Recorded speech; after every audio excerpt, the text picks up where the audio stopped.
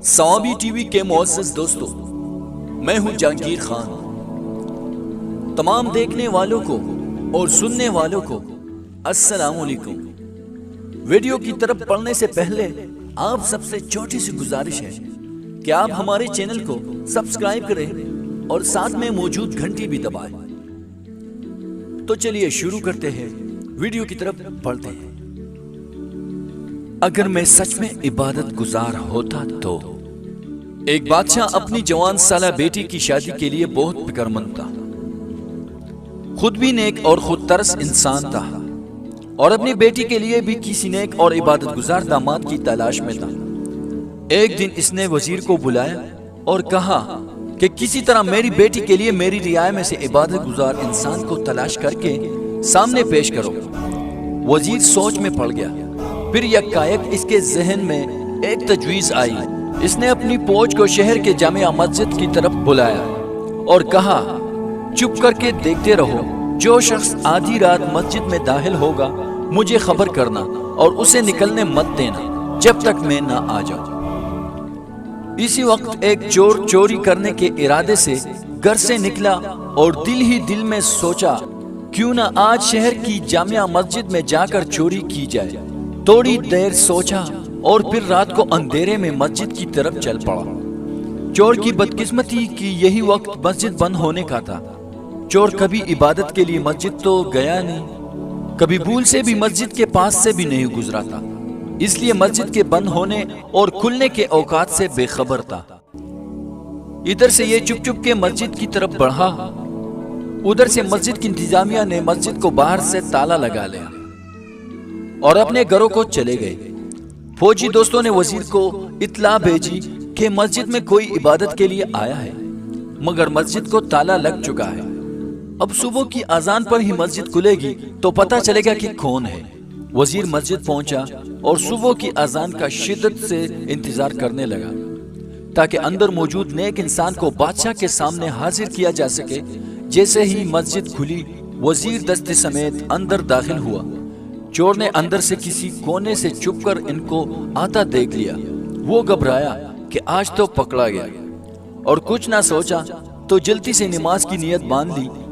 जो ही सलाम फेरता पीछे सिपाहियों को देखकर फौरन उकड़ा हुआ होकर दोबारा नियत बांध ली। वजीर ने जब देखा तो चोर नियत बांध के खड़ा हो चुका था, तो समझा कि शायद पूरी रात इबादत में लगा रहा है। खैर, वजीर को इसकी इबादत गुजारी पर यकीन आ गया। बहुत देर तक चोर की नमाज का सिलसिला चलता रहा। आखिर तंग आकर फौजी दस्ते ने इसको एक बार सलाम फेरते ही जबरदस्ती उठाकर बादशाह के सामने पेश किया। चोरी की हालत गैर हो रही थी।